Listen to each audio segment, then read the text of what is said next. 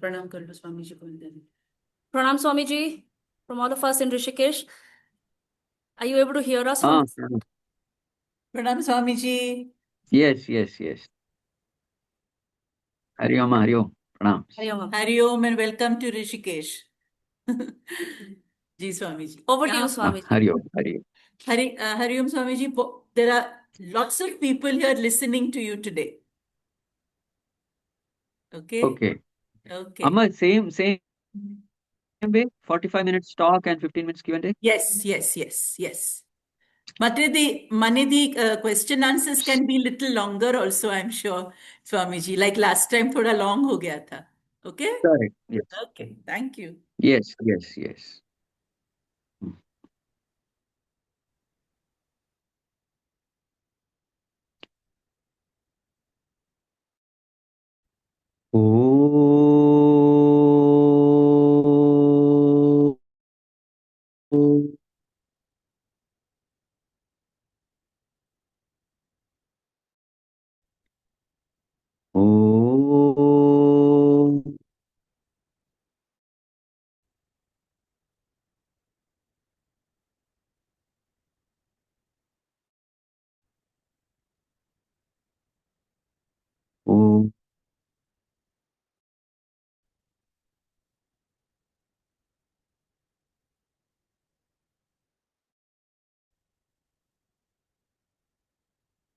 Om Sahana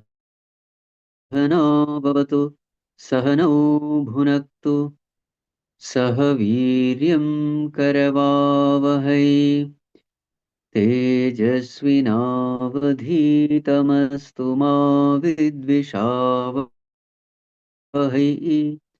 Om Shanti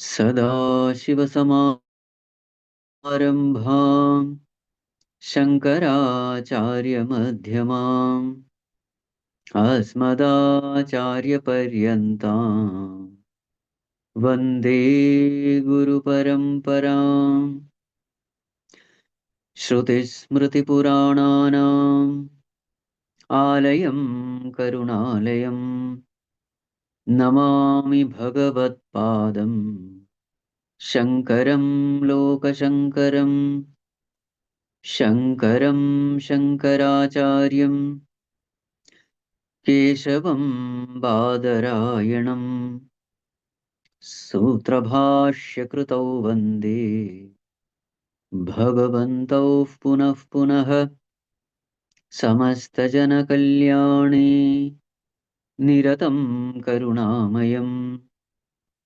Namami Chinmayam Devam Sadgurum Brahmavidvaram Sadgurum Brahmavidvaram Om Yam Brahma Varunendra Rudra Marutah Stunvanti Divyaistavaihi Vedai Sangapadakramopanisadaihi Gayanti Yam Samagaha Dhyanavasthita Tadgatena Manasa Pashyanti Yam Yoginah Yasyantam na vidusura suragana Devaya tasmai namaha Devaya tasmai namaha.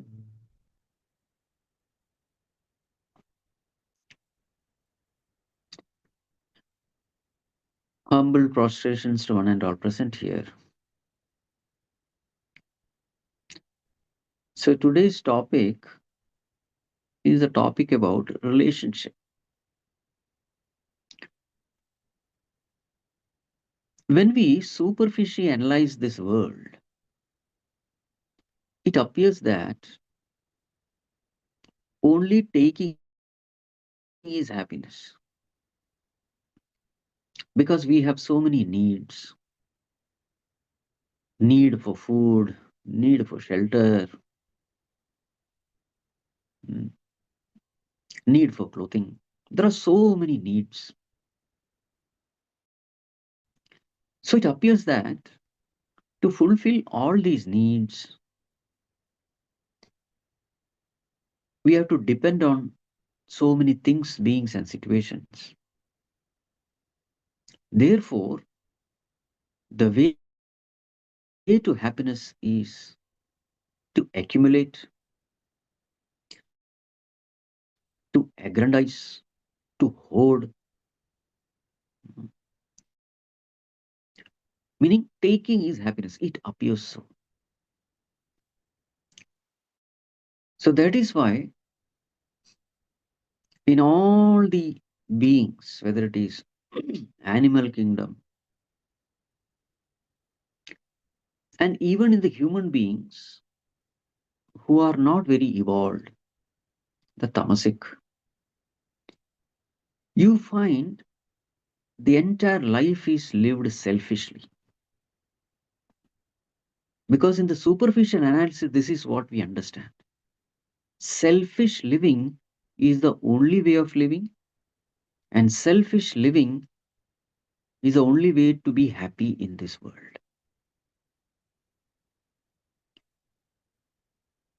So when a person lives like this, selfishly, only for himself, what happens is this person creates a psychological wall around himself or herself. The psychological wall of ego. So this wall divides the world into two.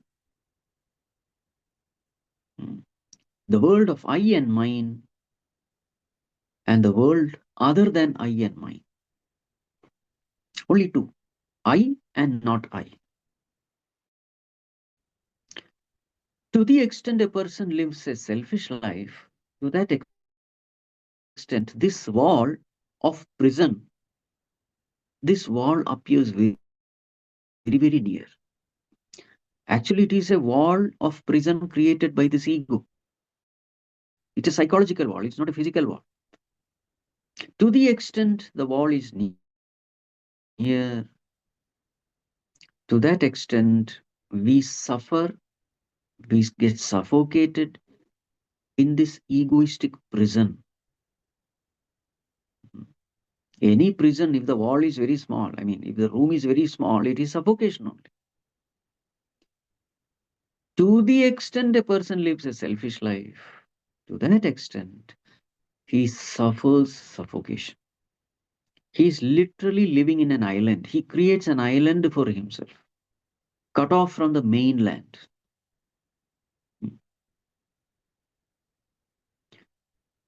At that time, marriage becomes a great blessing. In fact, this is one among the very many purposes of marriage, to expand this prison.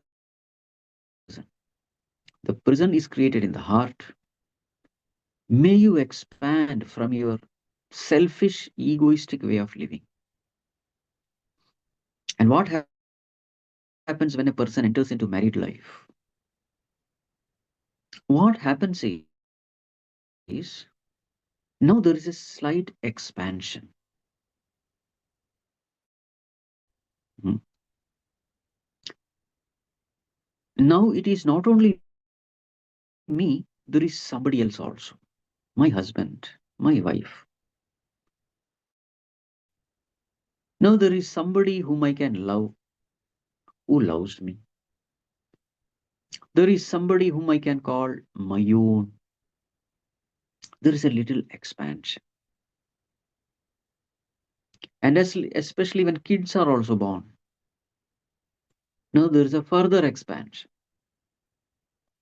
Hum do, hamare do. So at least 4 people are there now.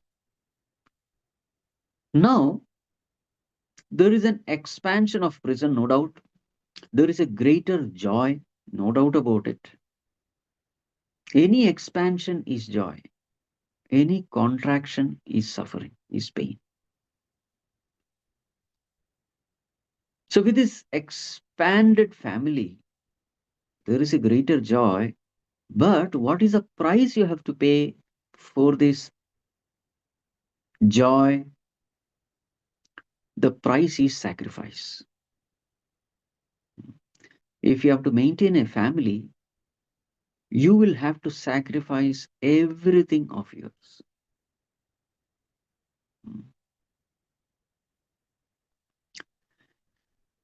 You will have to sacrifice your wealth. You will have to sacrifice your time. You will have to sacrifice your comforts. Without sacrifice,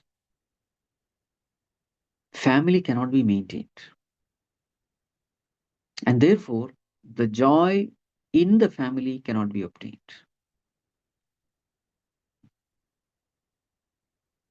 In some of the houses, we find that husband comes drunk, beats his wife, beats his children, especially in slum and all this happens very often.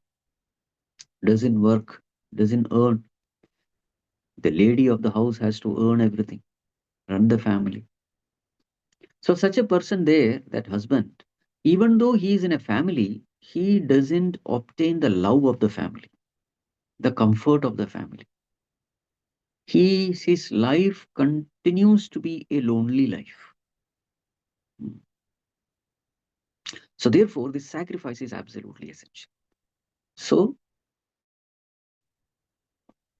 when you have to expand, there is a joy of expansion, but at the same time, there is a sacrifice involved also whenever there is expansion. So this expansion goes on. So from the individual to the family, to the community, to the nation, the greater and greater there is expansion, the greater and greater is the joy of expansion. But greater and greater is also the sacrifice involved in this expansion. The price you have to pay for expansion is sacrifice. Right. Now, coming back to this relationship, the only language in which we can understand God is the language of love. Because God is love. Now, love is not something which you can learn from the books. Love is something which we have to experience. And divine love is very, very high type of love. It's extremely pure. And higher a type of love, the more difficult it is to understand that love. Subtle love, divine love, pure love, unconditional love, infinite love, to understand it, it is very difficult. Because that love is very silent. Too much of show off is not there. That lover will not go on telling you, I love you, I love you, I miss you, I love you. No. The more and more this person is telling, I love you, that means that love is less. The higher love is always silent. Bhagwan's love is like that.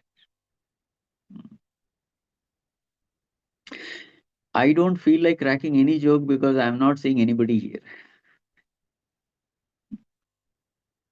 I am as though talking to a plain wall. Why don't you just switch on your videos? Swamiji, the bandwidth was going low, so I switched off the videos. Anyway. But yes, I will just switch them back on. Okay, fine. Okay.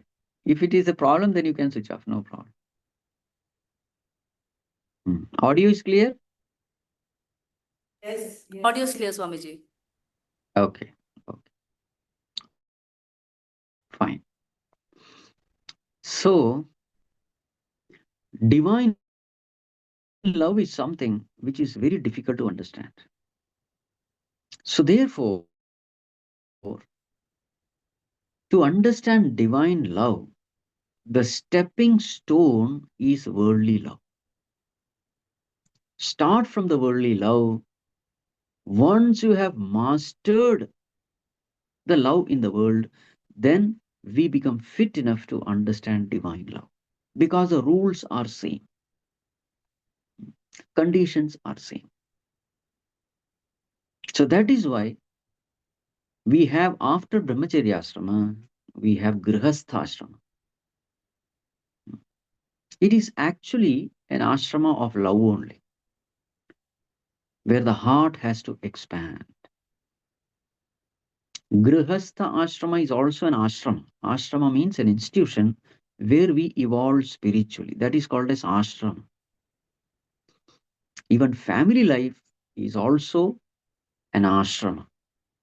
Because in this family life, mm, to maintain a family, a lot of sacrifice is necessary. Love is necessary. Service is necessary. All the values grow when a person passes through this Grihastha ashrama. So in this family life, what happens? First, we are children. We experience the love of our father and mother as children. Then we learn the laws of love. To experience the love and affection of parents, we have to be obedient to parents. There are so many things which I may like as a child, but if the parents say no to it, I should not do it because parents know better. I'm supposed to obey them. I have to keep aside my likes and dislikes. Now, this is a sacrifice of the child. Child also has to sacrifice in order to receive the love and affection of parents. Love, affection, and protection. Hmm.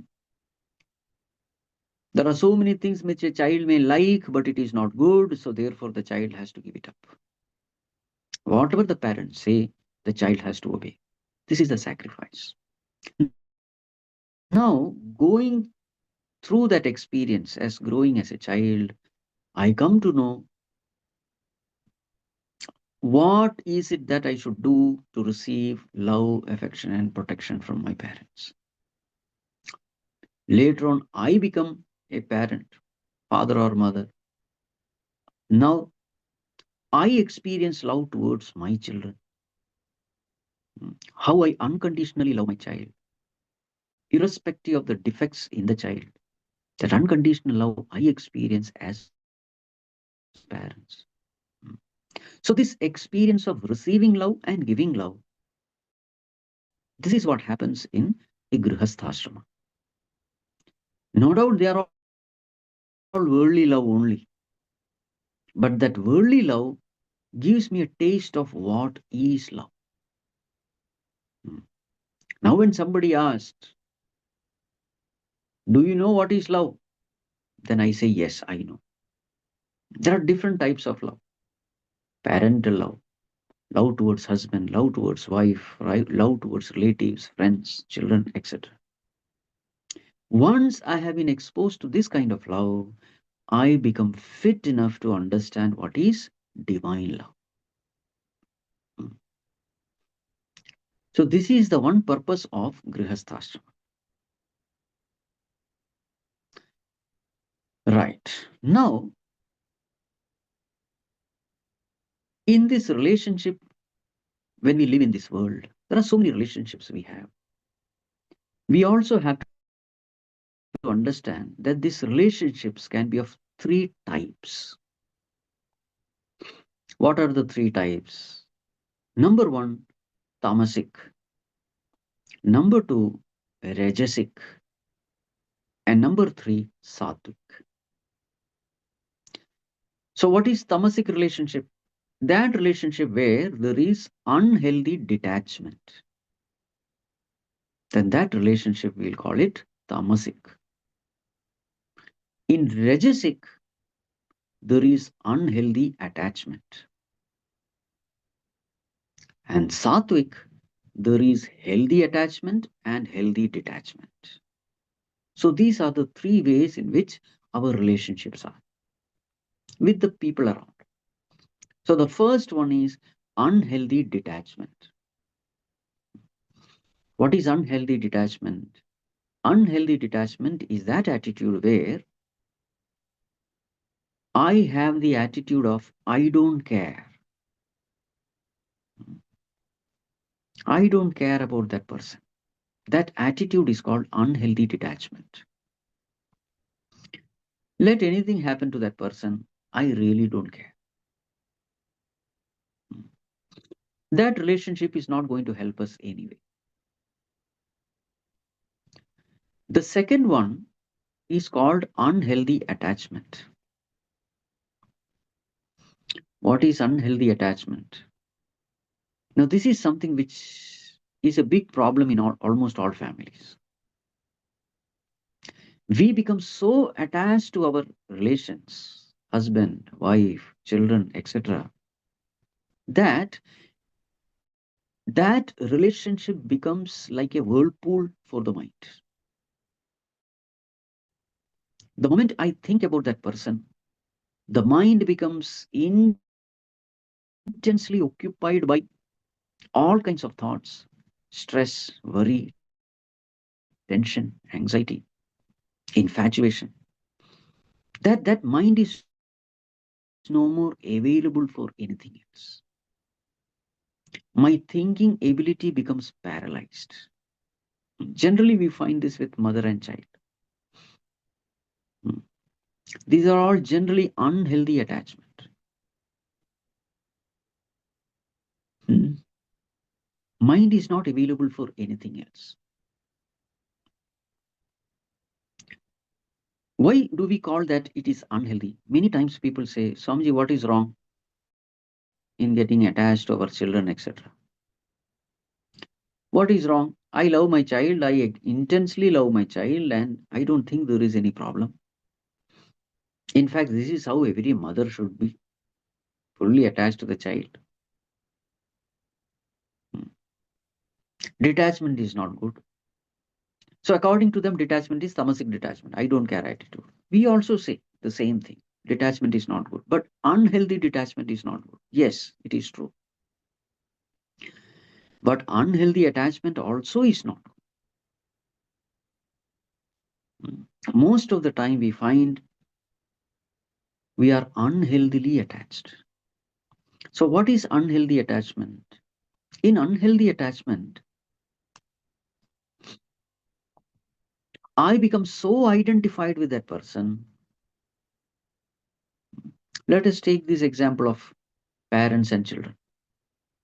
We become so attached to our children that we start living our life through our children. Now we'll find that this relationship immediately becomes unhealthy. For example, I had my unfulfilled desires in my life. Because of my intense attachment to my child, I try to fulfill my desires, unfulfilled desire, through my child. Because I don't consider my child as a separate entity, I consider my child as extension of mine, just like my hands and legs. They belong to me. They are my extension. So they have to obey me. Then what happens? I had a desire that I should become some doctor or engineer or something, and I could not become. Now I want my child to fulfill that desire. Many times what happens is the child has no such desire. So then I try to fulfill my unfulfilled dreams through my child, forcing my child to become what I could not become in my young days. So then what happens? There is a strain in relationship because the child has come with his or her own vasanas, swadharma. For example, maybe the child has the swadharma of a fish and I want the child to become a monkey. I'm giving that gross example so that it becomes very clear. Now, the child is showing the tendency to go into the waters, but I am saying no, water is not your place. Climb the tree and develop a tail. And then what happens? The relationship gets strained. This is one problem of unhealthy attachment. The second problem of unhealthy attachment is wherever attachment is intense, our intellect gets paralyzed. Our thinking ability gets paralyzed. The best example for this in our Purana is our Dhritarashtra only. All problems in that Mahabharata, including that Mahabharata war, happened because of this unhealthy attachment of a father towards his son, towards his wicked son. To such an extent that it led to a war where thousands of people died.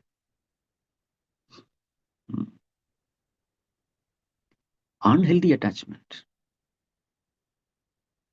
So when there is unhealthy attachment, unknowingly we take side of our near and dear ones, of our beloved ones, without our knowledge. We tend to feel that my beloved, whatever he or she is doing is right. In fact, I start justifying their wrongdoings also, even without my own knowledge. In the family, it is a big problem. My vision gets colored by my likes and dislikes. A person whom I don't like, I start interpreting all his words and action as evil.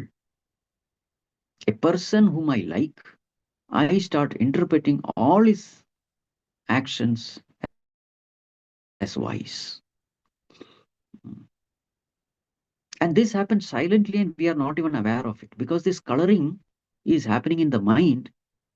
If it is an external color on the glass pane or something, we can wipe it out. But this coloring is happening in the heart. It is like a color blind person. He will argue with you. What are you saying? This is not blue. This is green. I can very clearly see.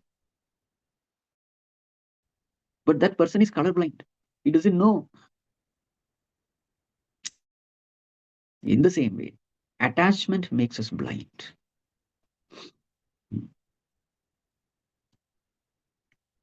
So this is the problem with unhealthy attachment.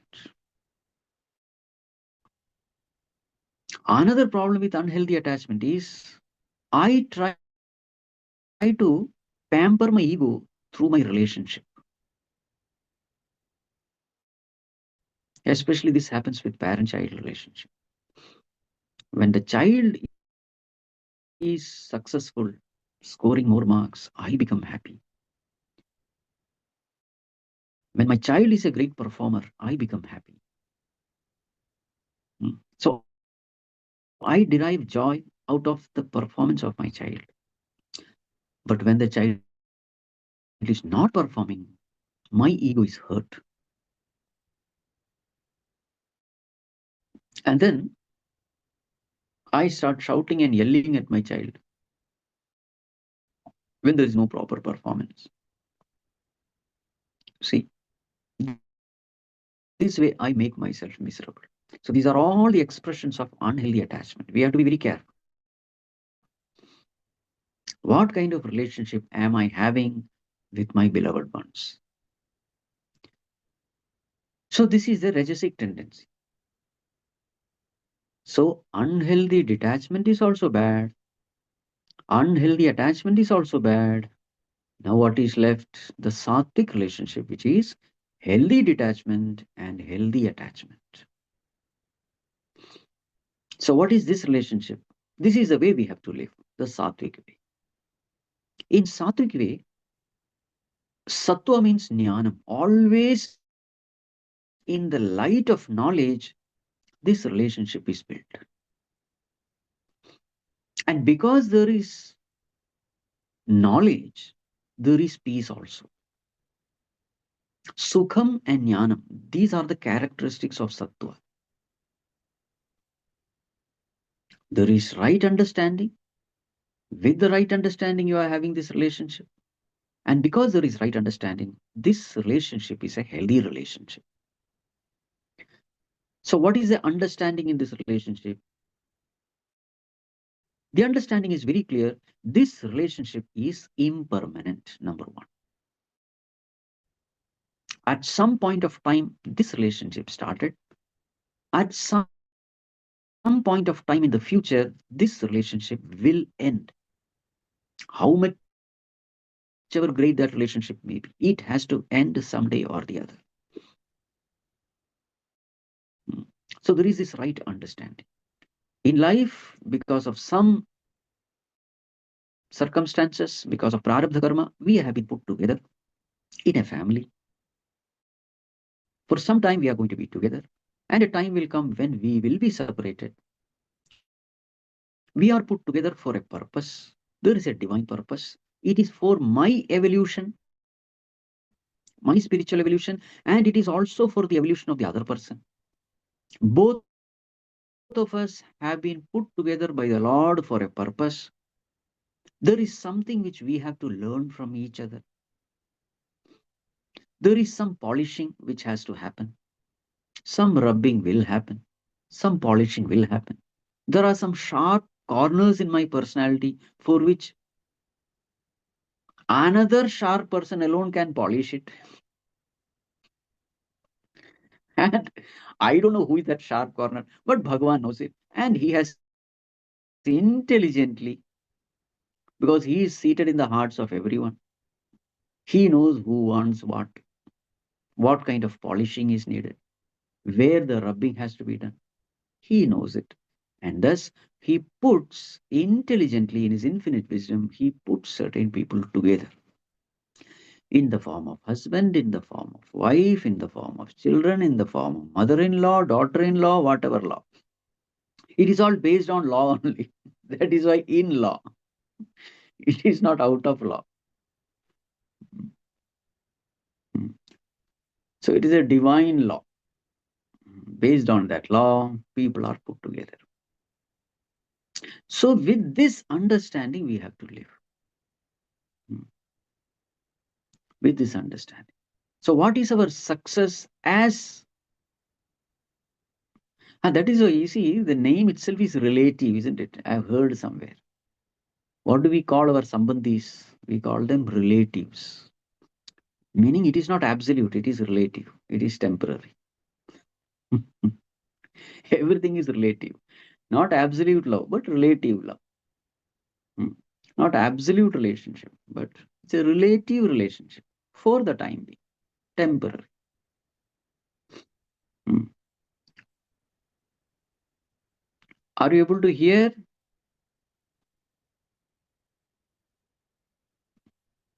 Amma, are you able to hear? Yes, we are, Swamiji. Yes, we can hear. All of you can hear. Okay. Okay. So we are talking of sattvic relationship. So number one, every relationship is impermanent. Keep this in mind. Never forget this. Never forget. Because if you forget, then later on you will suffer. You become so attached to somebody that that attachment, and that person goes away, then it becomes unbearable. They get into depression. The mistake you made was you made one person the very purpose of your life, the center of your life. Then you are going to get all these kinds of problems. So, how should we live our life? Let us be together, let us love each other, let us serve each other, but at the same time, let us remember that this relationship is only to help me in developing a divine relationship with my Creator. All relative relationships are to develop my absolute relationship with God. Every relationship is impermanent. Only one relationship is permanent, and that is my relationship with God. To help nurture my relationship with God, I am here in this world going through my temporary relationships. So, if my temporary relationships are handled in such a way that I am growing in my relationship with God, then I am truly making use of the worldly relationships. Worldly relationships must be utilized in such a way that I grow in my relationship, permanent relationship, which is with God. The worldly relationship can help me gain lot of virtues which are necessary to understand my relationship with God. What are the values it will cultivate? The value of tolerance, the value of patience, the value of peace, the value of humility, egolessness. All these virtues you can cultivate with a worldly relationship. Especially if the other person is a difficult person, there is a greater possibility of developing this relationship. You see, that's why we have such examples. Mandodari. Mandodari became one of the greatest devotees because of Ravana only. You see, so many such examples. Tara and all those, they're all worshipful women, we say. Hmm. If you are cultivating noble virtues with the help of your worldly relationships, then you are truly making use of these worldly relationships.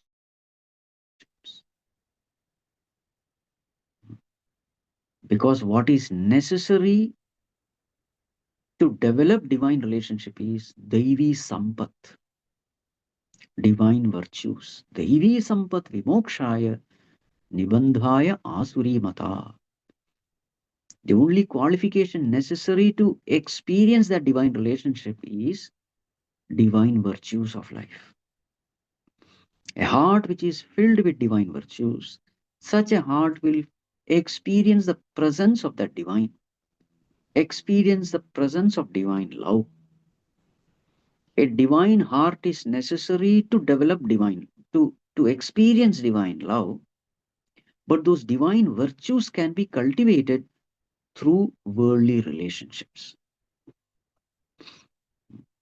In order to cultivate divine virtues,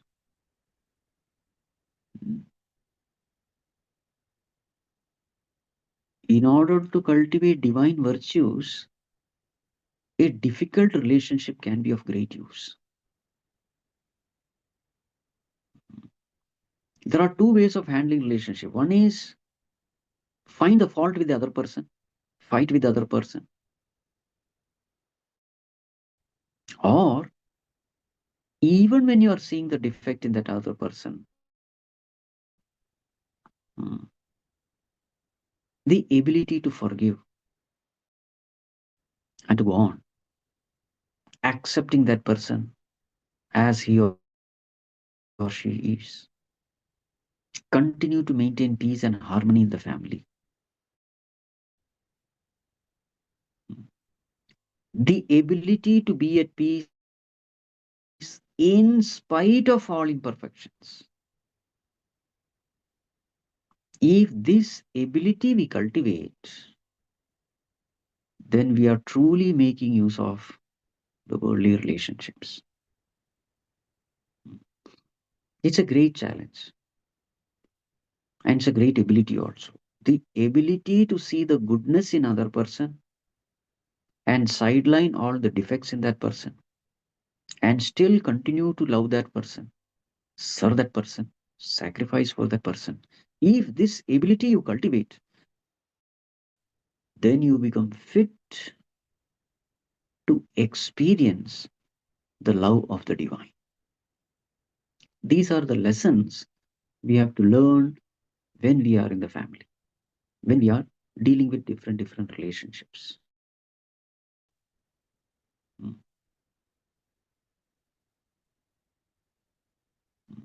A person who can see the goodness in others and not focus upon the defects in others can easily replace the negative thoughts in him with the positive thoughts.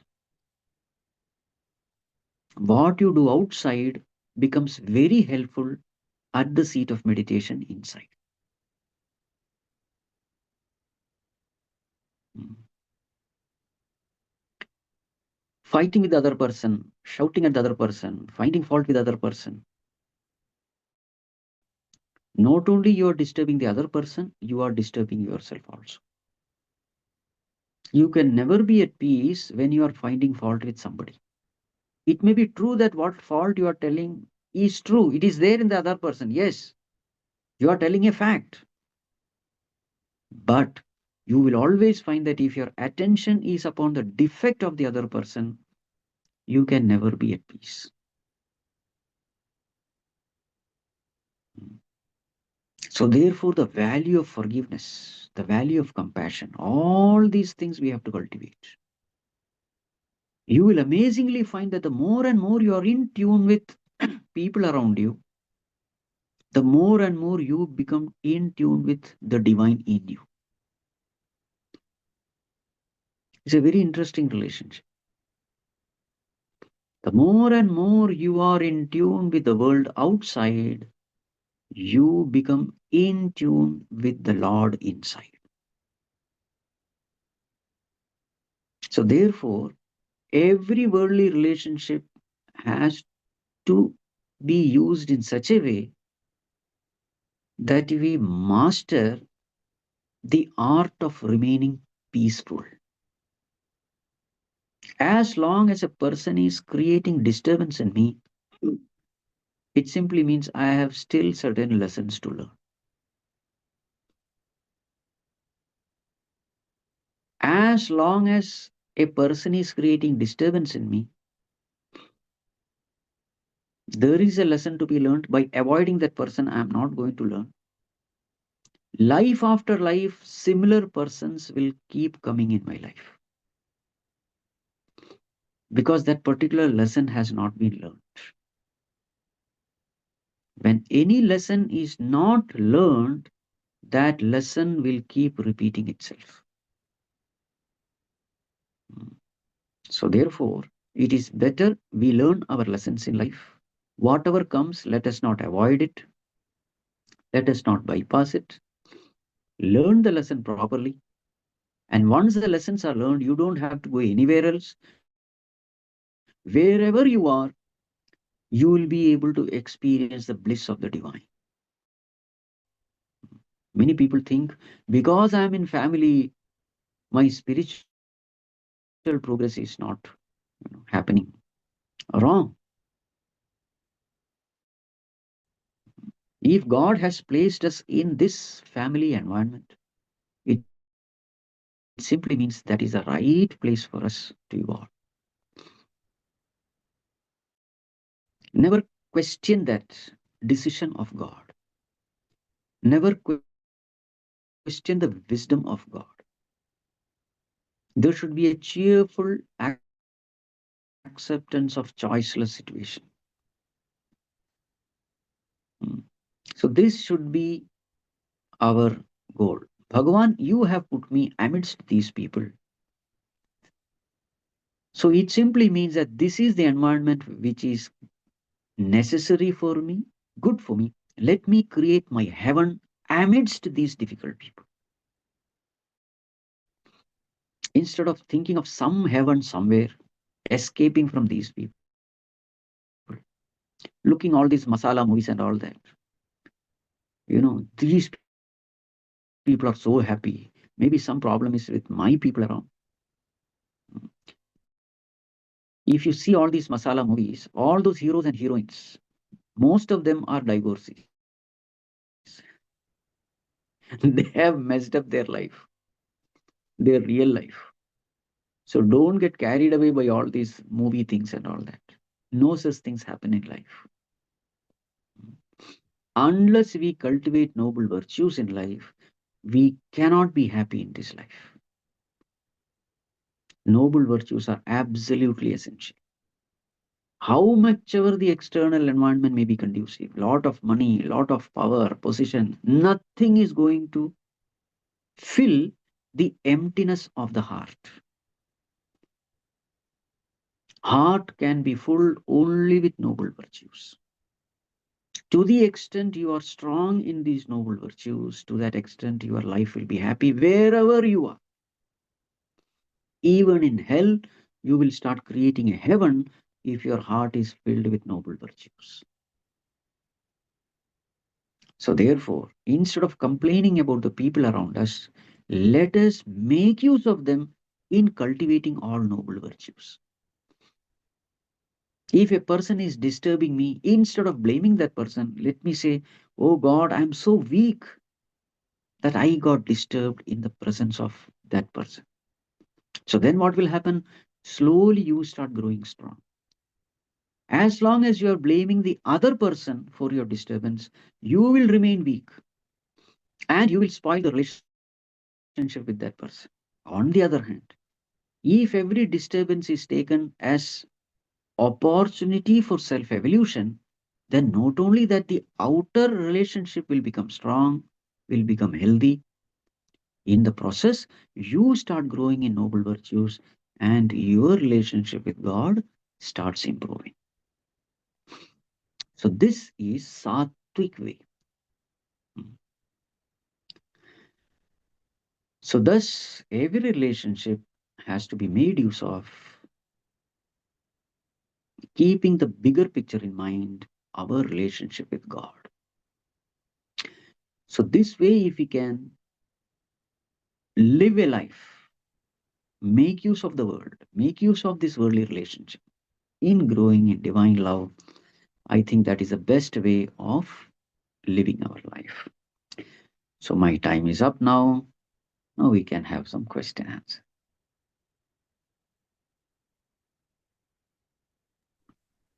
Thank you, Swamiji. Thank you for your patience with us on the Zoom space. We've had to shut your videos because of bandwidth issues.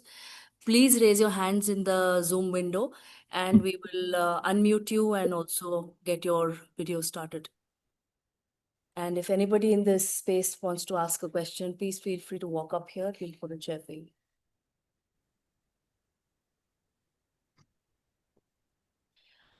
Just unmuting you, Urvi, just a minute. Yes, Urviji.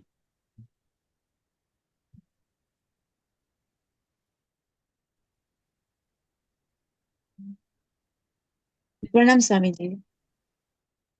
Pranam Sama. Swamiji, one question. Mm. Relationship where it is like a toxic relationship where, husband or anyone's spouse is abusive to the point of getting physical and also see, clients where there are extramarital affairs and all. So in this kind of a situation, if the client decides to, or when we go deeper into their own regression work, and then it comes that they have to now stand for themselves, which is a part of their soul learning. So then in that situation, with awareness or with understanding, if the client decides that okay, now I need to step out of this now because it is I really tried a lot, but now it's really not, it's unsafe to live with this kind of a person. So is that all, it's a sattvic way of detaching the person, or a person should be just continue to live with that? See, Amma, you need tremendous amount of strength to handle the negativity of somebody. Tremendous amount of strength.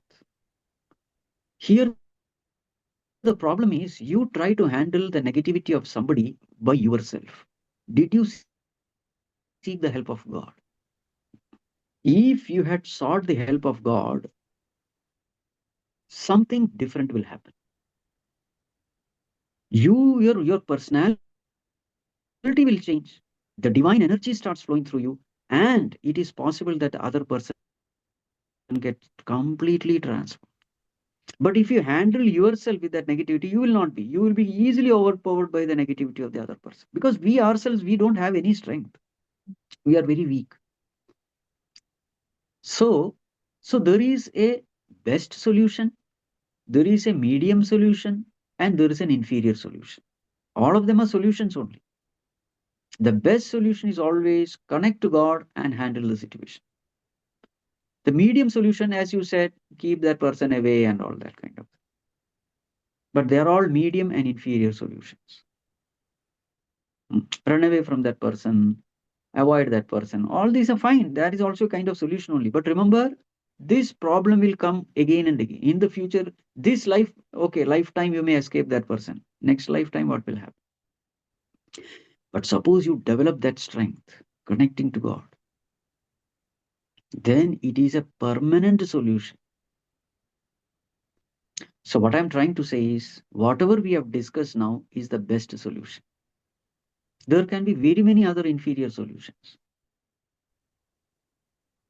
That solution which helps the worldly situation help me grow towards God, that I consider as the best solution.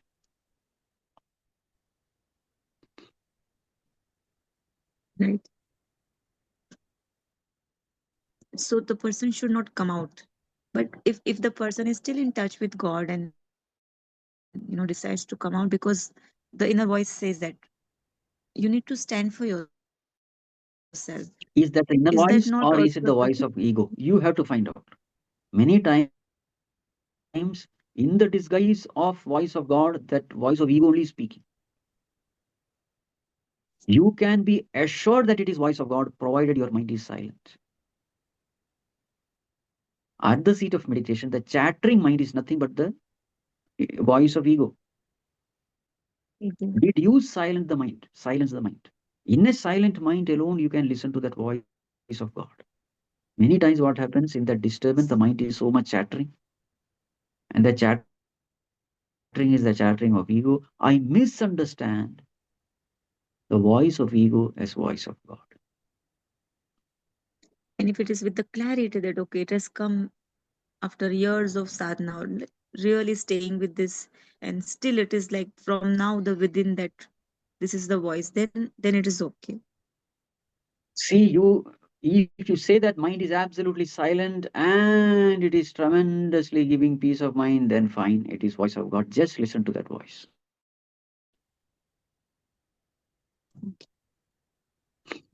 Thank you, Swami. Thank you, Urvi.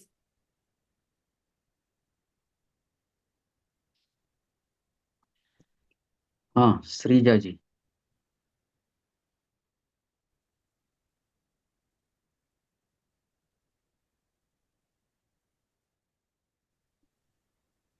Hello, Swamiji, namaste. Namaste. Swamiji, if one person is understanding that a particular relationship in her or his family is rajasic or tamasic, and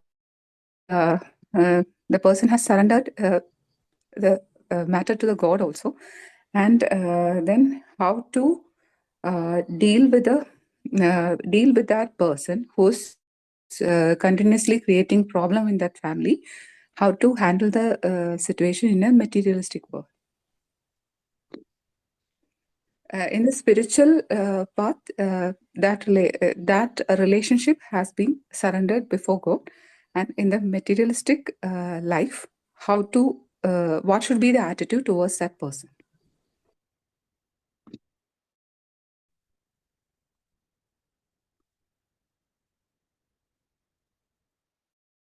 Amma, question is not clear. There is some problem. There is someone person who is creating trouble in your life, correct?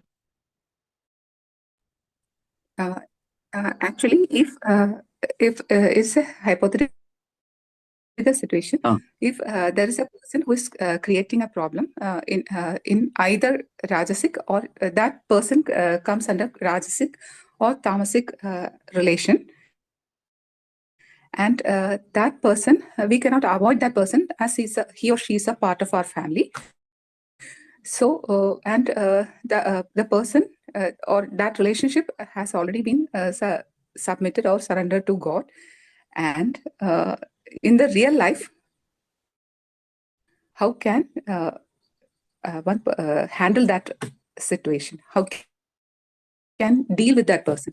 How should be our attitude towards that relation? See, is my relationship with that person tamasic or rajasic, or is his relationship with me rajasic or tamasic? Whose relationship is rajasic or tamasic?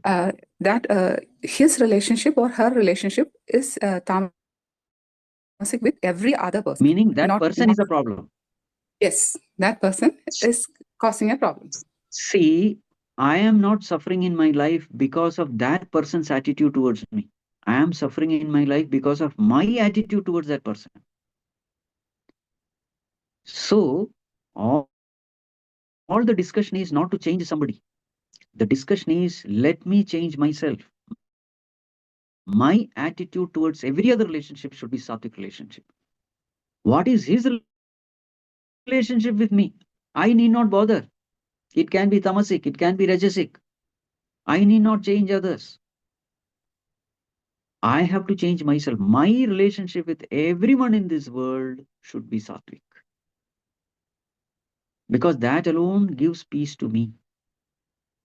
I have to pay attention only to the peace of my mind. Only when I do the right thing, think the right thing, only then my mind is at peace. That's all what you need to pay attention to. What is somebody's wrong attitude? Why should I bother? For that, that person will suffer. The whole of spirituality is trying to change myself, not trying to change somebody else. If I'm trying to change myself and the other person is going on disturbing or going on causing troubles, then No. Is the other person disturbing you? in a way. So if you are getting disturbed, that means you are weak. Don't say that person is disturbing me, therefore he is the problem. No, I am getting disturbed, therefore I am weak. I must become strong. And how to become strong? Connection with God will give you strength, because he is an embodiment of strength, the Lord. So that difficult person will help you connect to God and become strong. And once you gain the strength, that strength is yours. Then you are able to handle any person in this world. So thank that person for making you strong by connecting you to God. Thank you, Swami. Thank you, Srija. Thank you. Yes, Subhi.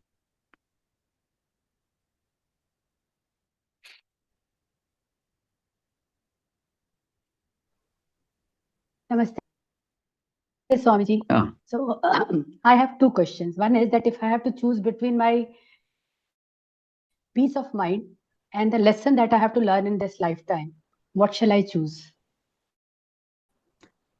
Both are same only. Unless you learn your lessons, you cannot be peaceful. And secondly, we are talking a lot about relationship. So if there is a divorce on mutual consent, then is it a divine intervention or is it a humanly shortcut to not learn the lesson? Most probably it is the second one. Maybe it's a divine intervention on both sides that God has decided that they should not live together, or that alternative can be taken. How can I say? I am not divine. Thank you. Thank you so much. Thank you, Sumi.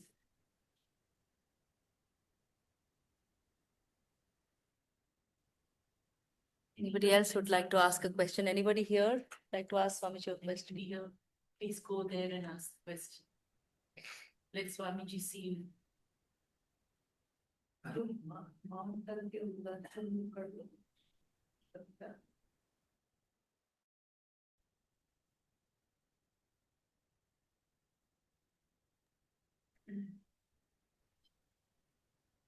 Yes. कोई MG बोलिए. Is that you? Could you please start your video as well? Hello? Hello? हाँ. Namaste, Guruji. हाँ. I just wanted to know what are the lessons we normally learn from the relationships? Is that something like if the situation is repetitive, what is the commonly lessons we need to learn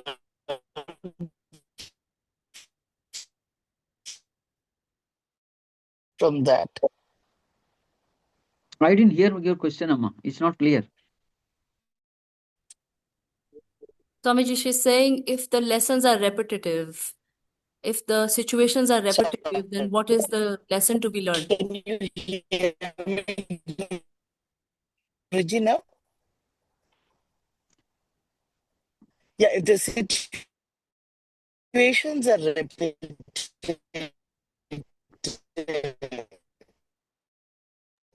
If the situations are repetitive, then what is the lesson? yes, what are the common lessons to be learned in the relationships? What are the common lessons? Yes, All the noble yes. virtues, humility, gratitude, compassion, all these values we have to learn.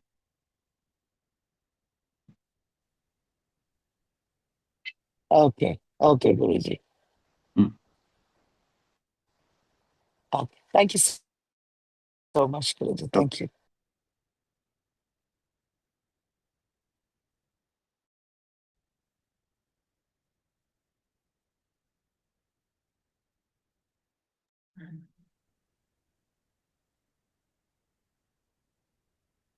Pranam Swamiji.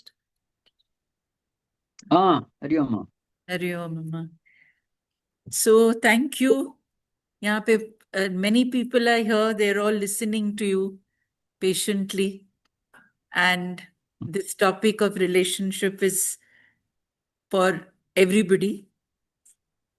So I was just asking them if they have any questions, but I think they're basically contemplating about what you said, which is good for them. Anybody wants to ask a question? Come. We'll just get people to ask you questions. Ajo, come sit. Say your name and ask one.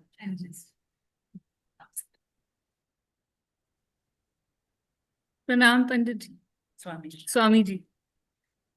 My name is Amita. I wanted to ask ki, how do you teach or show the way of compassion to someone who is a highly tamasic, toxic person who's into substance abuse and who's basically in substance abuse? Yes. How to have compassion towards such a person? How to forgive that person? That's the question. No, how to make them realize that that compassion is also something that exists, and other people, if other people are compassionate towards them, so they're not doing a favor to them or anything. It is just that being dispassionate with them, we are basically saving ourselves from them. And like in, they're also there, and then how do you make them realize that that they also need to be compassionate? Or is it just letting go and surrender is the path, and forgetting about it? Amma, dekhiye, in life, never do this mistake of teaching somebody a lesson. You want to make that person learn the lesson of compassion. Correct? Never do that in life. At the most, you can be compassionate, learn the value of compassion. Instead of teaching somebody else the value of compassion. Because you will be highly disappointed in life if you try to teach values to others. At the most, we can learn these values, and that's all what is necessary. And The to what more and more we try to teach others a lesson, The more and more we try to teach others a lesson, others will teach us a lesson. Yes. So how to be compassionate with such a person? Be compassionate.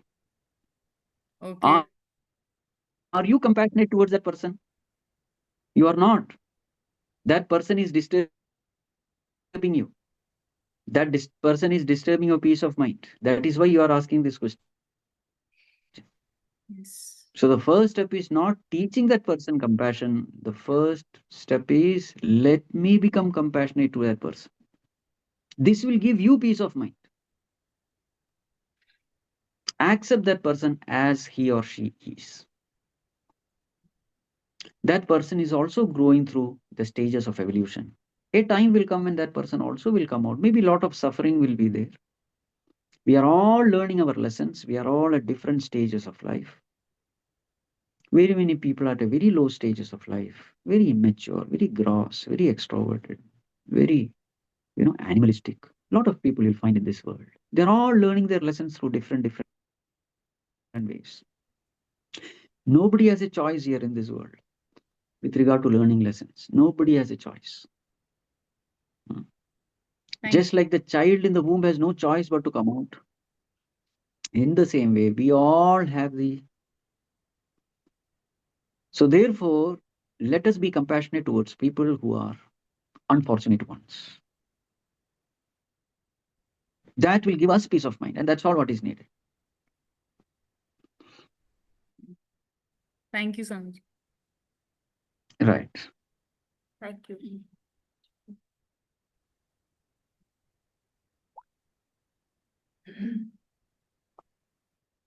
Pranam Swamiji. This is Mehak. Ah. So the example that you gave about child and parent relationship, how you gave that example that if the child wants to be a fish, the parents are like, you become a monkey. But now, while that happens, that conditioning goes on ever since we are child when we don't have that sense of knowing if we want to be a fish or a monkey. But now you're going and following whatever your parents are saying is because you don't know enough.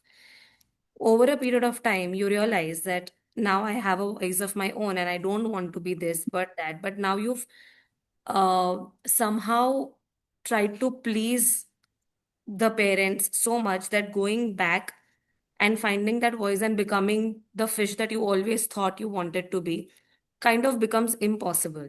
So how do you undo that unhealthy relationship into healthy relationship?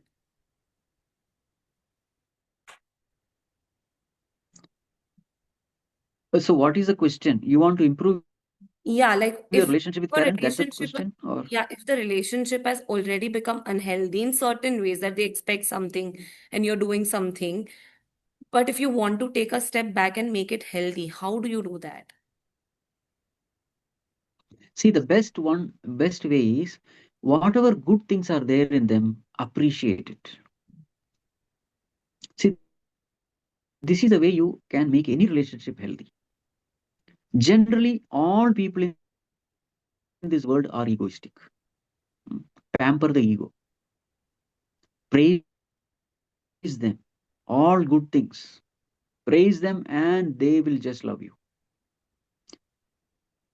Their defects, don't bluntly say. If at all you have to correct them, tell something good about them. Then suggest the correction. Again, tell something good about them. If this is the way we speak, most of our relationship are based on our speech. So in Bhagavad Gita, there is something called, Vak Tapas, austerity with regard to speech. How we should speak. Bhagavad Gita teaches us. Anudvekakaram, Satyam, Priyam, Hitam. 4 things have to be kept in mind. Anudvekakaram, never speak hurting words, agitating words. Non-hurting, non-agitating words must be spoken. Number 1, Anudvekakaram. Next one, Satyam, speak the truth. Next one, Priyam, speak it sweetly. And next one, Hitam, that which is beneficial to them, speak. So if this is the way we speak, very sweetly, very nicely, politely, speaking the truth, speaking only beneficial words, you will find that your relationship with everyone will improve in no time.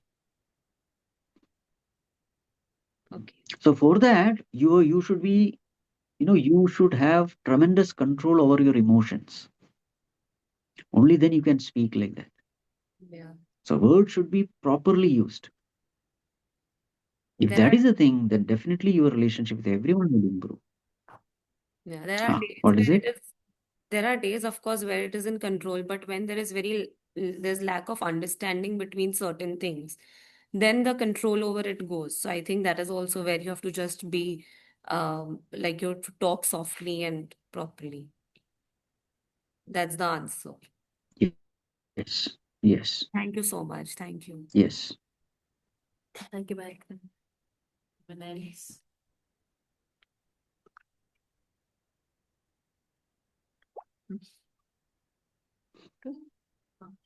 Yeah. Okay, Swamiji, thank you. Can we take a photo with you like last time? He doesn't know last time. We will all go stand around.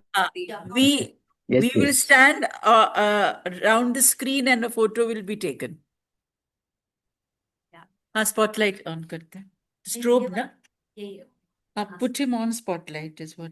Yes. Everybody will collect around the screen. Collect around the screen and we will take a photo. We'll just make it visible to you, Swamiji, as to what we are doing right now very slowly. Okay. We are standing around the screen where you're on spotlight. So we will be standing around you, you in the center. The center. थोड़ी band view में जाके इसकी setting change करो तो इसको पूरा इस निकालेगा ना जो बाकी लोग इसको व्यू में नहीं हो रहा Speaker viewer. speaker view. All right, everybody. Okay, come.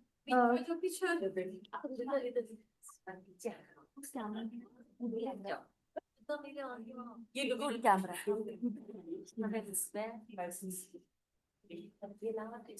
Switch on the lights. Good camera. I will need to switch on some lights though, but I'm taking it in this light right now. Put that light. Wait. These also take अरे ये वाली कौन भी कर रहे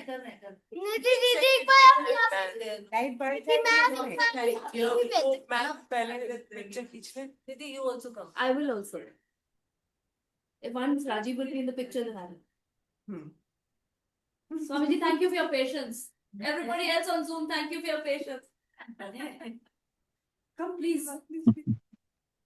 Hey, light तुम्हारी stroke चला बड़ी वाली लाइट ऑन करते थे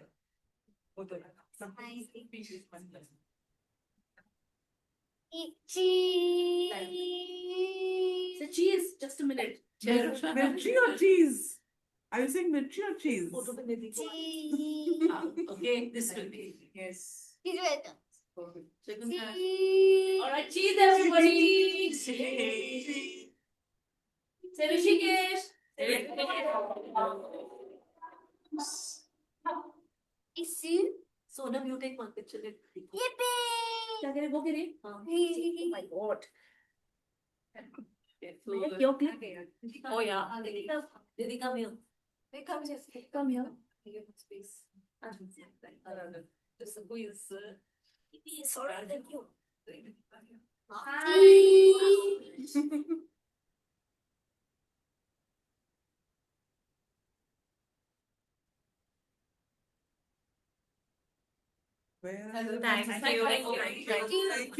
Thank you, Swami. Thank you. Wow. Swamiji, I'm closing prayer. You want to say namaste to Swamiji? Say Swamiji, she's our youngest over here. She's how many years old? 7.5. 7.5. Okay. Yes, Swamiji, your prayer. Pranam Swamiji concluding mantra. Okay. Om Sarve Bhavantu Sukhinah Sarve Santu Niramayah Sarve Bhadrani Pashyantu Ma Kaschid Dukha भाग् भवेत् असतो मा सद्गमय तमसो मा ज्योतिर्गमय मृत्योर्मा अमृतं गमय ॐ पूर्णमदः पूर्णमिदं पूर्णात् पूर्णमुदच्यते पूर्णस्य पूर्णमादाय पूर्णमेवावशिष्यते ॐ शान्ति शान्ति शान्तिः हरिः ॐ श्रीगुरुभ्यो नमः हरिः ॐ Thank you very much, Swamiji. Thank you, everybody on the Zoom space. Thank you for joining in. Have a lovely evening ahead from all of us at Rishikesh. Bye-bye. Bye. Bye. Thank you very much. Pranam Swamiji. Thank you. Pranam. Thank you, Pranam. Swamiji.